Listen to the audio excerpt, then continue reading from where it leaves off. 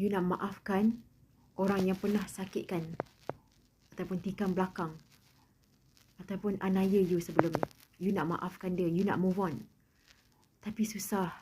Tak tahu cara macam mana. Sebab kita dari mulut boleh cakap, aku dah move on. Aku maafkan. Tapi tenaga tu masih ada. Dendam, marah, tak puas hati. Kalau you betul-betul dah ready nak maafkan, betul-betul nak move on dan nak maafkan orang tu, cuba cara ni. Masuk dalam diri sendiri, tarik nafas, tenang, bagi tahu diri sendiri, aku maafkan orang tu sebab aku faham apa situasi orang tu, apa dia alami. Orang tu buat macam tu, mungkin dia pun sebelum ni tersakiti. Mungkin ahli keluarga dia, orang keliling dia buat jahat dekat dia, tikam belakang dia. So, dia tak sembuhkan diri sendiri. So, bila dia jumpa orang lain, dia buat benda yang sama. Sebab dia rasa orang lain patut rasa apa dia rasa. Kalau orang yang sihat,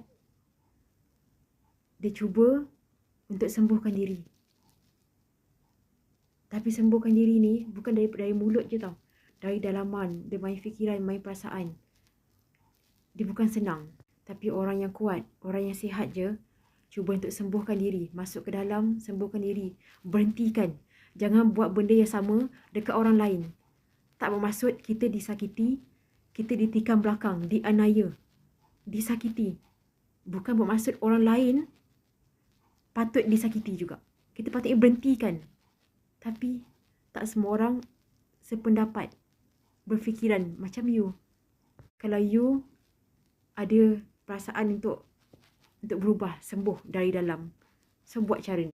Maafkan orang tu, cuba faham kenapa orang tu buat macam tu. Bila kita faham, rasa dendam, rasa marah tu dia mula berkurangan. Sebab kita tahu, kita dapat rasa apa dia rasa.